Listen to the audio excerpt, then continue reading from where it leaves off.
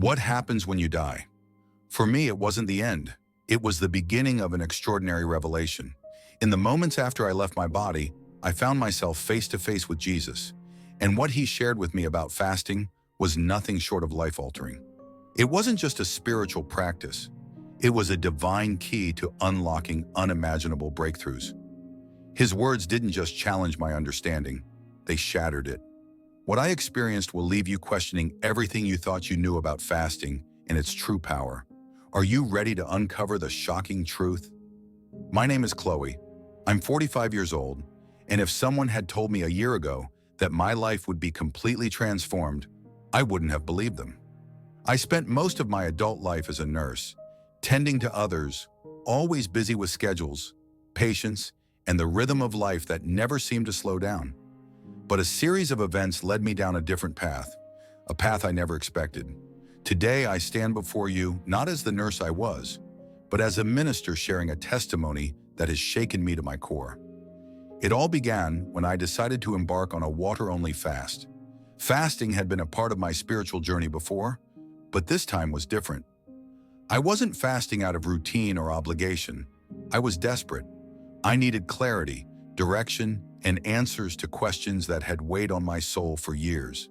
7 days. That was the plan.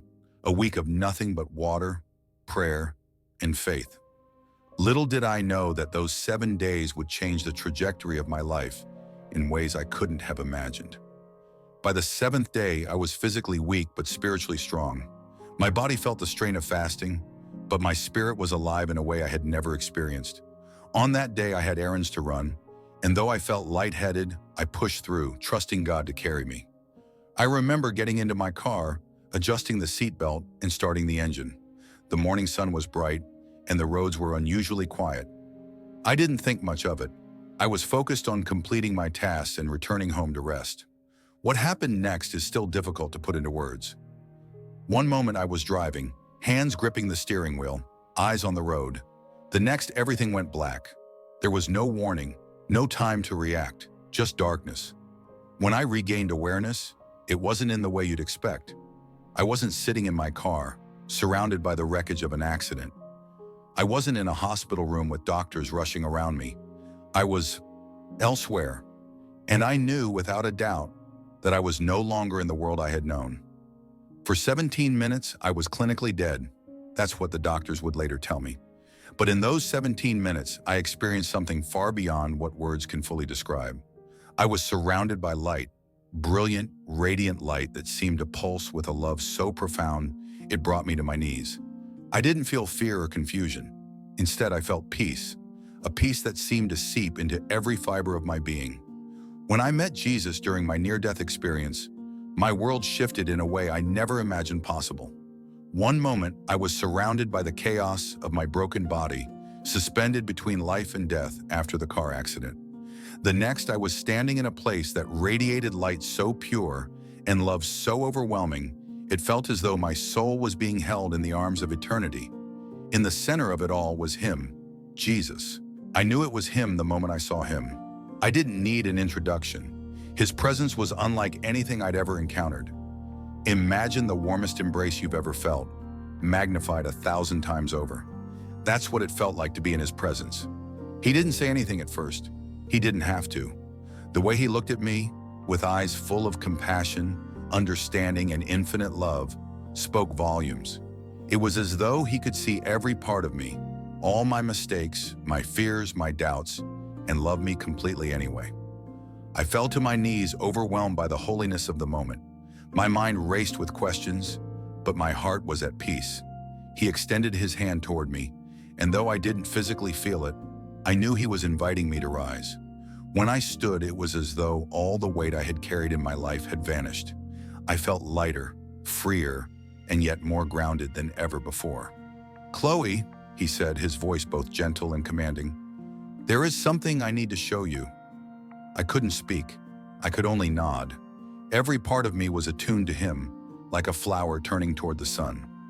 Jesus began to walk, and though I couldn't tell you where we were, I followed without hesitation. The air seemed alive with his presence. Every breath I took filling me with a sense of purpose and clarity. As we walked, he began to speak about fasting. At first, I didn't understand why he was choosing this topic. Fasting was something I had always viewed as a discipline, an act of sacrifice, a way to draw closer to God. But as he spoke, I realized how limited my understanding had been. Jesus didn't just teach me about fasting, he revealed its true divine purpose in a way that left me in awe. Fasting, he said, is not just about giving something up, it's about making room for heaven to move. Those words struck me like a bolt of lightning. I had always thought of fasting as something I was doing for God, but he was showing me that it was so much more than that. Fasting wasn't about earning his favor or proving my devotion. It was about aligning myself with his will, stepping into a partnership with heaven's purposes. As he spoke, I began to see images, visions really, of what fasting could accomplish. I saw people burdened by chains, their faces etched with despair. Then as they fasted and prayed, the chains began to fall away one by one. I saw families being restored, lives being healed, and communities being transformed. It was as though fasting acted as a key, unlocking doors that had been bolted shut for years. "Chloe," he said, turning to me, "when you fast, you are choosing to silence the noise of the world so you can hear the voice of heaven. It is an act of surrender, a declaration that you trust me more than you trust your own strength." Tears streamed down my face as I listened. It was so simple, yet so profound. Fasting wasn't about deprivation, it was about alignment. It was about stepping out of the natural and into the supernatural, creating space for God's power to flow in ways that defied human understanding. Then he spoke about spiritual authority. "When you fast," he explained, "you are preparing your spirit to carry the weight of my authority. It's not about earning power, it's about being a vessel for my power to flow through." I saw more visions. This time, it was of people standing in the face of darkness, their heads held high and their hands raised in prayer. As they fasted, light began to radiate from them, pushing back the shadows. It was as though they had become beacons, carrying the authority of heaven into places where hope had once been lost. "Fasting strengthens your spirit," he continued. "It teaches you to rely on me, not on your own understanding or abilities. It increases your sensitivity to my voice, your discernment, and your ability to move in faith. Through fasting, you are preparing to step into the fullness of what I have called you to do." I stood there trembling with the weight of his words. It was as though everything I had ever known about fasting had been shattered and rebuilt in an instant. I thought back to the times I had fasted in the past, often out of duty or desperation, and I realized how much more there was to this practice than I had ever understood. Jesus wasn't just asking for an outward act. He was inviting me into a deeper relationship, a deeper partnership with him. He paused and looked at me with a seriousness that pierced straight to my soul. "Chloe," he said, "fasting isn't easy. It requires sacrifice, discipline, and faith. But it is one of the most powerful tools I have given you. When you fast with the right heart, you are opening the door for my will to be done on earth as it is in heaven." Those words echoed in my heart. "Your will be done." It was a phrase I had prayed countless times, but in that moment, it took on a new meaning. Fasting was a way to align my desires with his, to step into agreement with heaven's purposes. It wasn't about trying to change God's mind. It was about allowing him to change mine. As he spoke, I felt a fire ignite within me, a passion to not only embrace fasting in my own life, but to share this revelation with others. I saw the potential for transformation, not just in individuals, but in families, communities, even nations. Fasting wasn't just a personal discipline. It was a divine invitation to partner with God in bringing his kingdom to earth. When God showed me the spiritual impact of fasting, it was as if a veil had been lifted from my understanding. Before my near-death experience, I thought fasting was just about self-discipline or an act of devotion to draw closer to God. I had fasted before, but never truly grasped its power. What I experienced changed everything. God didn't just tell me about fasting, he showed me its spiritual reality in a way that left me utterly transformed. I found myself standing in what can only be described as a space between heaven and earth. It wasn't like anything I had ever seen before. The atmosphere was alive, filled with a light so pure it seemed to pulse with God's presence. In this place, I could feel the connection between the divine and the earthly, a connection that most of us don't even realize exists. As I stood there, God began to reveal to me how fasting creates spiritual pathways, opening the flow of His power and light in ways that I could never have imagined. I saw it as if through a vision. When someone fasts with the right heart, sincerely seeking God and surrendering their desires, a spiritual pathway begins to form.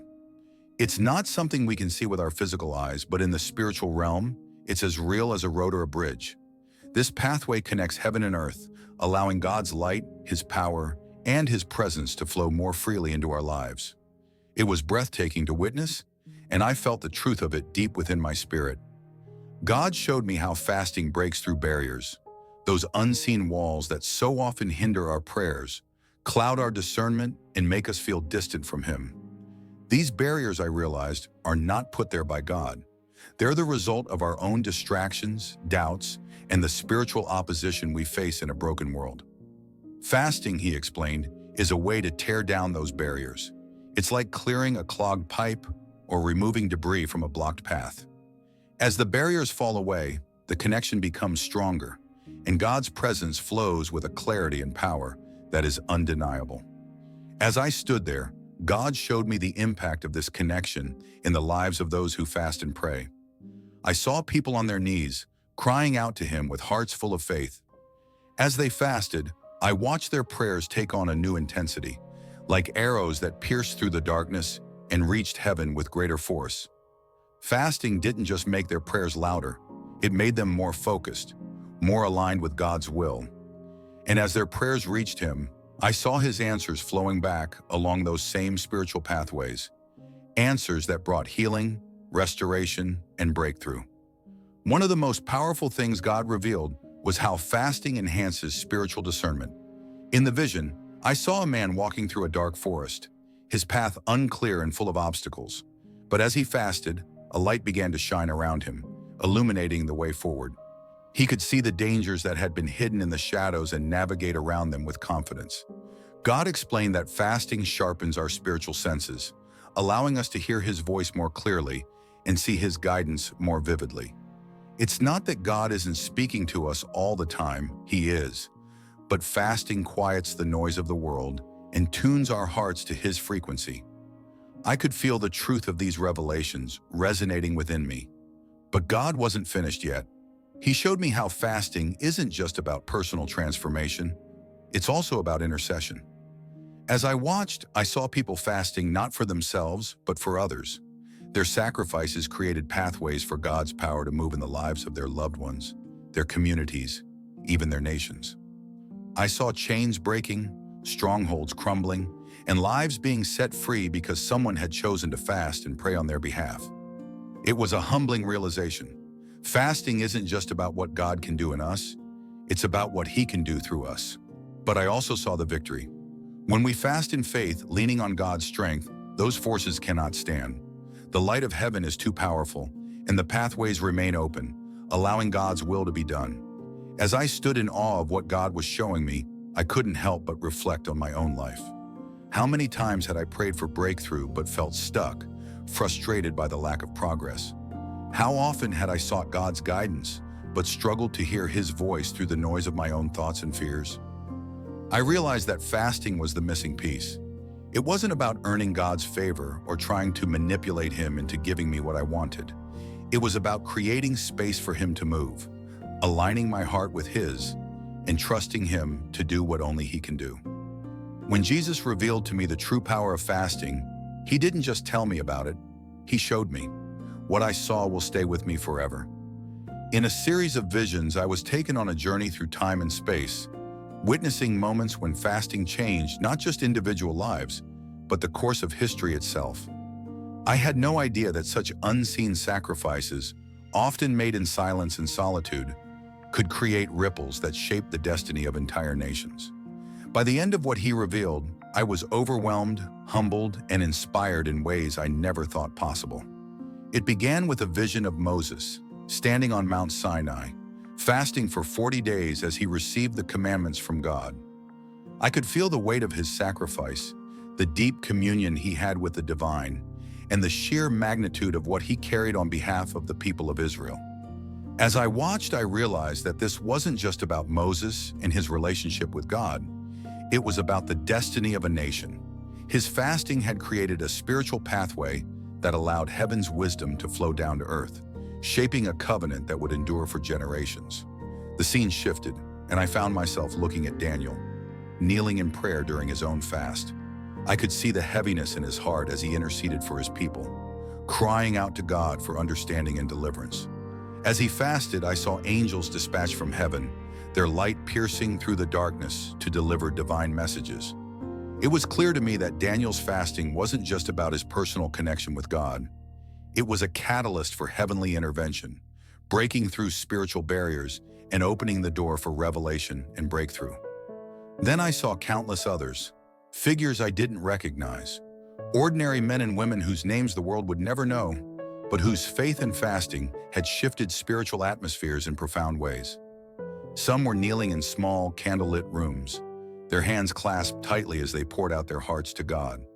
Others stood together in groups, united in corporate fasting and prayer, their voices blending into a harmonious cry for God's intervention.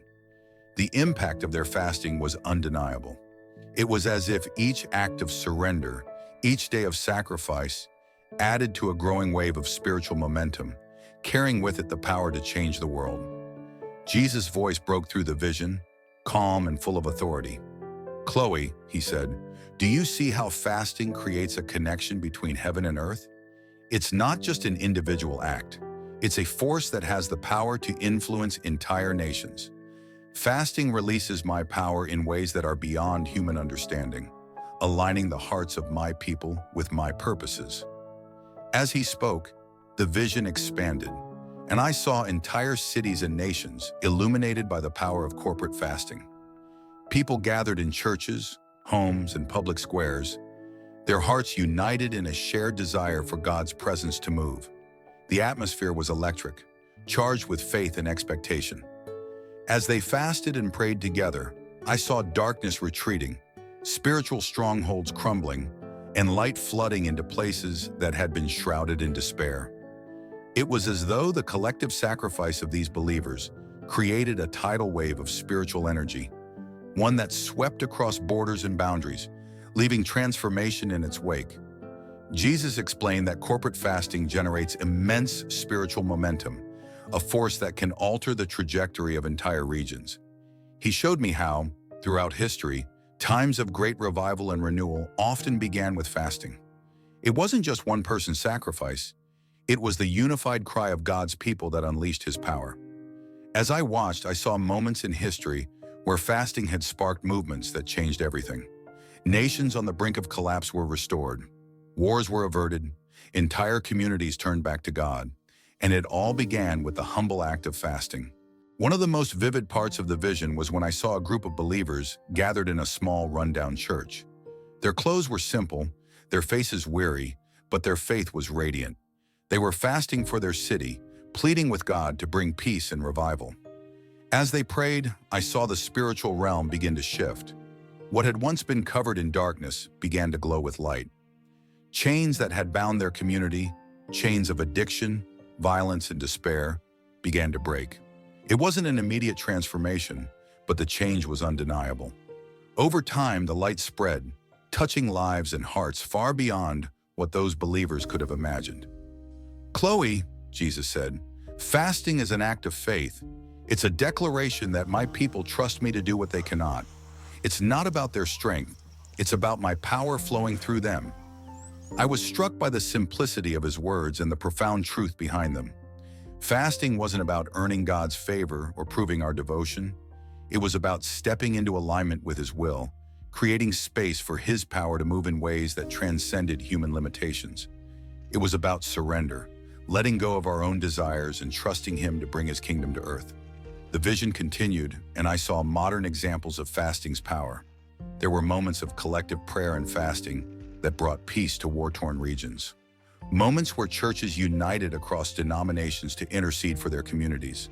And moments where individual believers fasted for loved ones who were lost or struggling.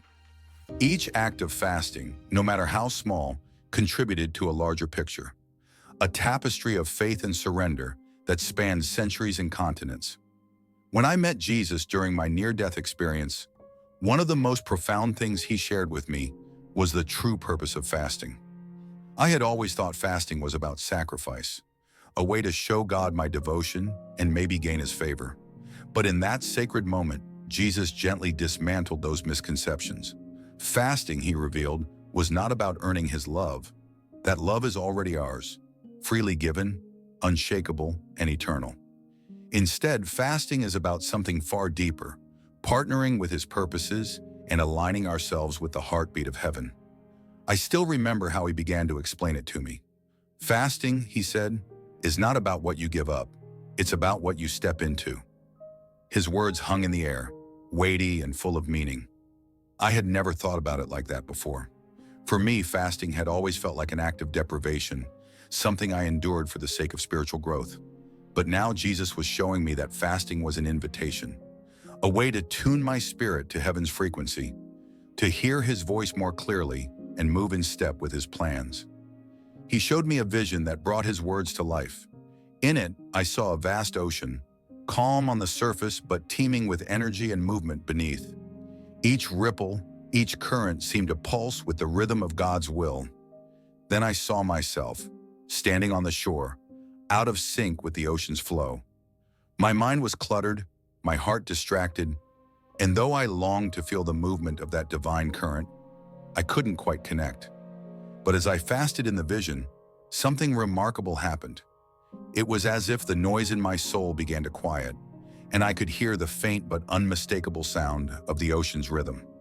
Slowly, I stepped into the water, letting it carry me, and I felt a deep sense of peace and purpose as I moved in harmony with its flow. "Do you see, Chloe?" Jesus said, his voice filled with love and patience. "Fasting silences the noise of the world and attunes your spirit to mine. It aligns your heart with my purposes so that you can hear my voice and follow my lead." I was overwhelmed by the beauty and simplicity of his explanation. Fasting wasn't about depriving myself or proving my worth. It was about clearing space for God to move, creating room in my heart and mind to receive his guidance and direction. It was about surrendering my agenda and letting him align me with his. As Jesus spoke, he revealed another layer of fasting's purpose: preparation. Fasting, he said, is how I prepare my people for the battles they cannot fight on their own. It strengthens your spirit, sharpens your discernment, and equips you to stand firm in the face of spiritual opposition.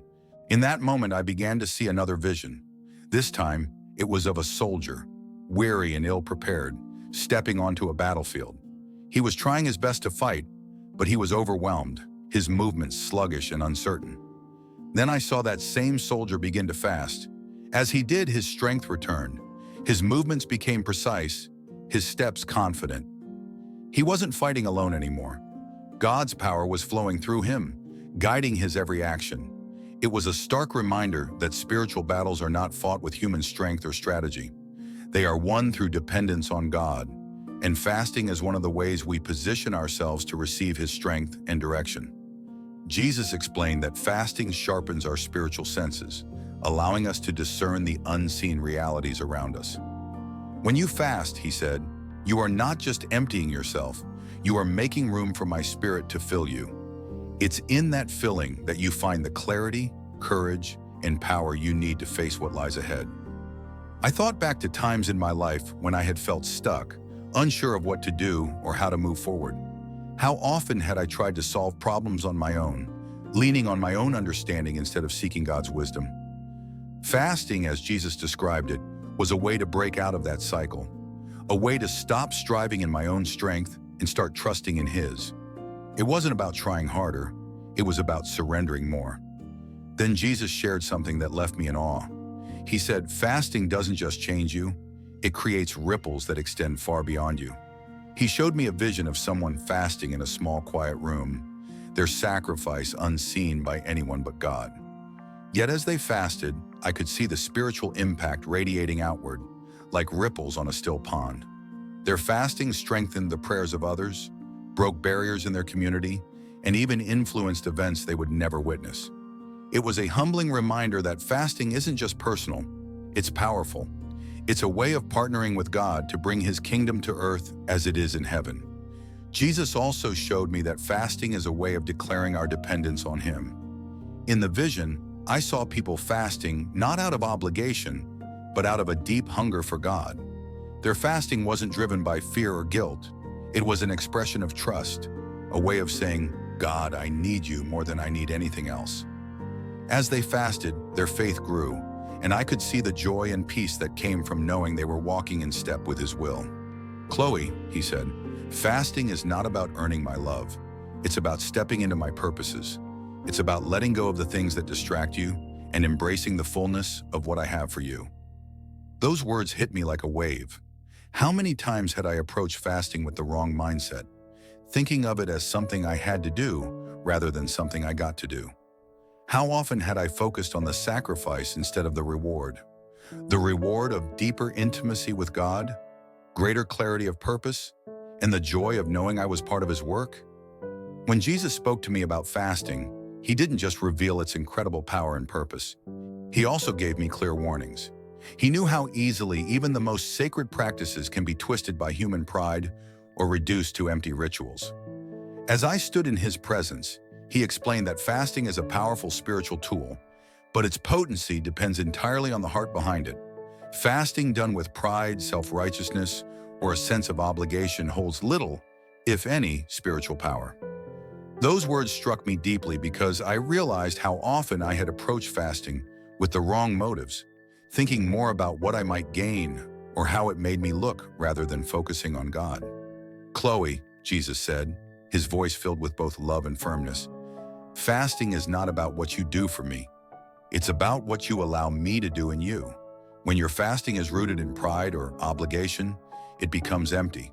But when you fast with humility and sincerity, heaven moves. In that moment, I felt a deep conviction.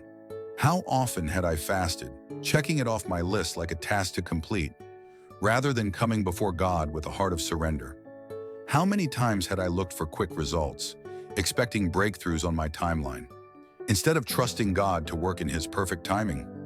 Jesus wasn't condemning me, far from it. His words were full of grace, a gentle but necessary correction to help me step into the fullness of what fasting was meant to be. He showed me a vision of someone fasting with the wrong motives. In the vision, the person appeared outwardly devout, but their heart was full of pride. They paraded their fasting before others, seeking recognition and approval. I could see that their actions had no spiritual impact. Their prayers felt hollow, and no light flowed from their efforts. It was sobering to watch, a reminder that God isn't impressed by outward displays. He's looking at the heart. Then the vision shifted. I saw someone else, a woman fasting in secret, her face turned upward in quiet surrender. She wasn't looking for applause or recognition. She was simply seeking God. Though her fast was unseen by others, the spiritual impact was undeniable. Light radiated from her as she prayed, creating ripples that spread far beyond what she could see. Jesus explained that her fasting, rooted in humility and faith, opened the door for His power to move in ways that were both intimate and far-reaching. "Do you see the difference, Chloe?" He asked. "The heart behind the fast matters more than the fast itself. It's not about perfection, it's about posture, a posture of humility, dependence, and trust." I nodded, tears streaming down my face as I absorbed the weight of His words. Fasting wasn't about impressing God or others. It was about aligning my heart with His, trusting Him to work even when I couldn't see the full picture. But Jesus didn't stop there. He also gave me a warning about the spiritual warfare that often surrounds fasting. "Chloe," He said, "fasting is a threat to the enemy. When you fast, you are stepping into spiritual power, and the enemy will try to stop you. You must remain under my protection." Those words sent a chill down my spine, but they also filled me with a sense of determination. I began to see another vision, this time of someone fasting while under spiritual attack. The person was surrounded by shadows, voices whispering lies, trying to discourage and distract them. It was clear that the enemy was targeting them because of the spiritual momentum their fasting was creating. But then I saw something incredible. The person turned their focus back to God, lifting their hands in prayer, and a shield of light surrounded them. The shadows couldn't penetrate the shield. They were forced to retreat. Jesus explained that fasting creates spiritual breakthroughs, which is why it draws opposition. The enemy knows the power of fasting, he said. He will try to make you doubt, distract you with worldly concerns, or discourage you with thoughts of failure. But if you stay close to me, he cannot harm you. I felt a surge of hope as I realized that fasting, while challenging, was never something I had to do alone. God's presence was my protection, his word my weapon against the lies of the enemy. The key, Jesus said, was to remain anchored in him, allowing his strength to sustain me. He reminded me of the importance of prayer during fasting. Fasting without prayer is like an empty shell, he said. It lacks the substance and power to bring about change. But when you combine fasting with prayer, your spirit becomes attuned to mine, and nothing can stand against you. I began to see fasting in a whole new light, not as a solo effort, but as a partnership with God. I didn't have to rely on my own willpower or strength to complete a fast. Instead, I could lean on him, trusting that he would equip me for whatever I faced. Even when the enemy tried to attack, I could stand firm, knowing that God's protection surrounded me. But Jesus didn't just warn me about the challenges of fasting, he also encouraged me with the promise of its rewards. Chloe, he said, fasting done with the right heart will always bear fruit. You may not see the results immediately, but trust me, every fast done in faith and humility creates an eternal impact. He showed me glimpses of the fruit that fasting could produce. I saw people experiencing breakthroughs in their lives, relationships restored, illnesses healed, hearts softened to God's love. I saw entire communities transformed as believers united in fasting and prayer, and I saw the joy on the faces of those who had fasted, knowing that their sacrifice had made room for God to work in ways far beyond their own abilities. I'll never forget the moment Jesus began to show me the connection between fasting and spiritual growth. It wasn't just about the immediate results, breakthroughs, answered prayers, or the clarity that comes during a fast. He revealed something far greater, something I had never considered before. Fasting creates new spiritual pathways, shaping us in ways that endure far beyond the moment. It builds spiritual strength, enhances authority in prayer and warfare, and even leaves a legacy that impacts generations to come. What he showed me left me humbled and determined to embrace fasting as a vital part of my journey with him. The first thing Jesus revealed was how fasting creates spiritual pathways, new channels through which God's power can flow into our lives and the lives of others. In the vision, I saw a barren landscape, dry and cracked, with no sign of life. Then I watched as someone began to fast. Their sacrifice seemed to break open the ground, and streams of water started to flow where there had once been nothing but dryness. Slowly, the streams turned into rivers, and the barren land began to bloom with life. Chloe, Jesus said, this is what happens when you fast. You're creating space for my power to flow, not just in your own life, but in the lives of those around you. Fasting is like digging a well in the spirit. It may feel hard at first, but once the water begins to flow, it can refresh not just you, but everyone who drinks from it. Those words resonated deeply with me. I thought back to times in my life when I had felt spiritually dry, wondering why my prayers seemed to go unanswered or why I struggled to hear God's voice. I realized that fasting wasn't just a way to draw closer to him in the moment. It was a way to create lasting change, a spiritual infrastructure that allowed his presence to flow freely. And the beauty of it was that those pathways didn't disappear when the fast ended. They remained ready to carry his power and presence whenever it was needed. But Jesus didn't stop there. He also spoke about the authority that comes through fasting. Fasting strengthens your spirit, he said. It prepares you to stand in the authority I've given you, especially in prayer and spiritual warfare. When you fast, you're not just denying your flesh, you're training your spirit to walk in victory. As he spoke, I saw another vision. This time, it was of a warrior preparing for battle. At first, the warrior looked hesitant, unsure of their strength or ability to face the enemy. But as they began to fast, something changed. Their posture grew more confident, their armor shone brighter, and their movements became precise and powerful. It wasn't just physical strength. They were moving with a spiritual authority that came from their connection to God. When they raised their sword in prayer, It cut through the darkness with ease, and the enemy retreated. Jesus explained that fasting isn't just about personal growth. It's about equipping us to fight battles that go beyond ourselves. When you fast, he said, you're not fighting with your own strength. You're stepping into my power, allowing me to fight through you. That revelation was both humbling and empowering. It reminded me that spiritual authority doesn't come from striving or trying harder. It comes from surrender. Fasting teaches us to rely on God, to align ourselves with His will, and to trust Him to work through us in ways that we could never accomplish on our own. But the most profound part of what Jesus shared was the idea that fasting leaves a lasting legacy. Chloe, he said, your fasting doesn't just affect you, it builds spiritual reserves that can impact future generations. I had never thought about fasting in those terms before. I always saw it as something deeply personal, a way to grow in my relationship with God or seek answers to specific prayers. But now Jesus was showing me that fasting has a ripple effect, extending far beyond the present moment. In the vision, I saw a family, children, grandchildren, even great-grandchildren, standing in the shade of a massive tree. Its roots ran deep, and its branches were strong and full of fruit. Jesus explained that the tree represented the spiritual legacy left by someone who had fasted years earlier. Their sacrifice had created a foundation of faith, strength, and blessing that their descendants were now enjoying. The vision shifted again, and I saw another scene. This time, it was a small group of believers fasting together. As they prayed, I saw spiritual strongholds crumbling, doors opening, and light flooding into their community. But what struck me most was what happened after the fast ended. The changes they had prayed for continued to grow and multiply, touching lives they would never meet and creating a lasting impact that would outlive them. Jesus' words echoed in my heart. Every fast done with humility and faith builds something eternal. You may not see the full impact in your lifetime, but trust me, it's there.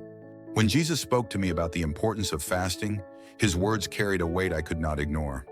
I was still overwhelmed by everything He had revealed, how fasting creates spiritual pathways, enhances authority in prayer, and builds a legacy that outlives us. But what He said next struck me even deeper. He explained that fasting isn't just a practice for personal growth or a tool for spiritual breakthroughs. It's a preparation for the trials and battles that lie ahead, not just for me, but for His people. Chloe, he said, his voice steady yet full of compassion, the days ahead will bring challenges that require a strength that only comes from me. Fasting is how my people prepare their spirits for what's to come. Those words lingered in the air, and I felt their truth settle into my heart. I could sense the urgency in His tone, not as a warning meant to instill fear, but as a loving reminder that God equips His people for every trial. He wasn't telling me to fear the future. He was showing me how to stand strong in the face of it. Fasting, he explained, wasn't just an optional discipline or a suggestion for the especially devout. It was essential, a crucial part of our spiritual arsenal. In that moment, I felt both challenged and comforted. Challenged because I realized how often I had treated fasting as a secondary practice, something I did when I had the time or felt particularly motivated, but comforted because I knew God wasn't calling me to rely on my own strength. Through fasting, He was inviting me to lean into His power, to allow Him to prepare me for battles I could never face on my own. Then Jesus said something that completely shifted my perspective. Chloe, he said, this revelation isn't just for you. I am calling you to share it with others. My church must embrace fasting as a vital part of their spiritual walk. I stood there speechless. I had always thought of fasting as a deeply personal act, something between me and God. But now He was calling me to something bigger. He wasn't just asking me to fast. He was asking me to be a messenger, to share what He had revealed with others, and encourage His people to embrace fasting as a discipline. It felt overwhelming at first. Who was I to carry such a message? But Jesus, in His infinite kindness, reassured me.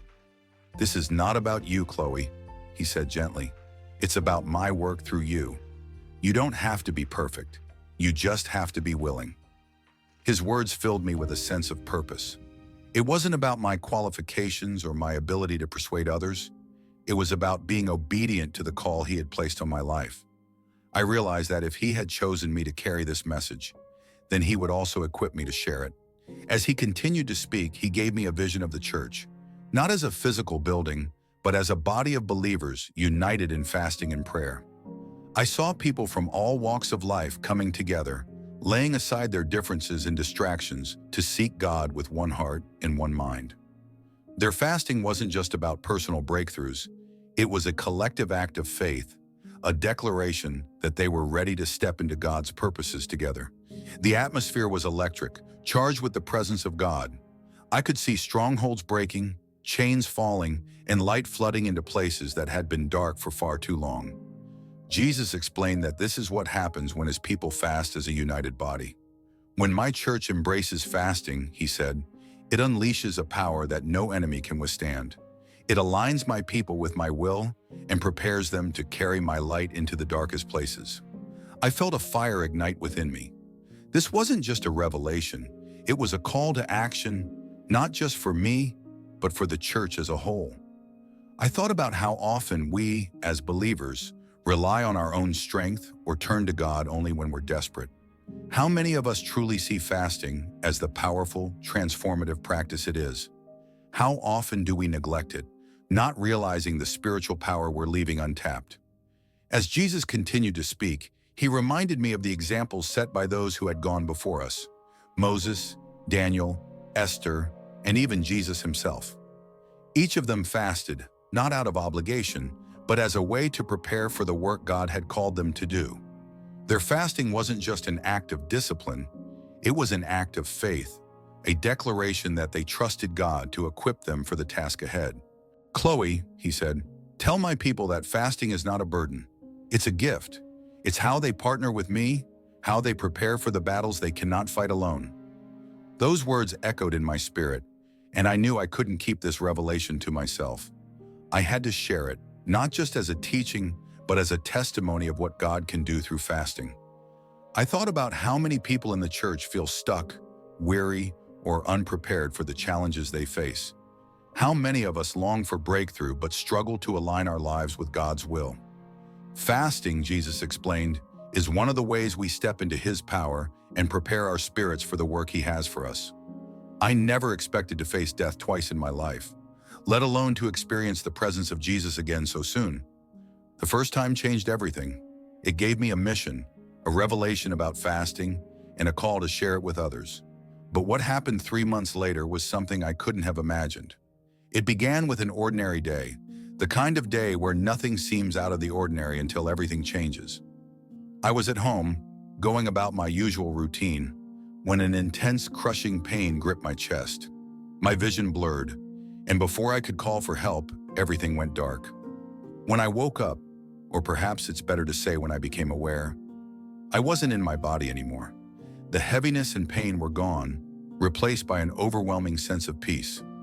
I recognized that I was in the same holy presence I had encountered before, standing in the radiant light of Jesus. His gaze met mine, full of love and understanding, and I felt tears welling up as I fell to my knees. I hadn't realized how much I longed to see him again, how much I had missed the closeness of that encounter. Chloe, he said, his voice calm yet filled with authority, there is more I need to show you. I nodded, unable to speak. My heart was wide open, ready to receive whatever he wanted to reveal. He extended his hand, and in an instant, I was surrounded by a vision so vivid, it felt as if I was living inside it.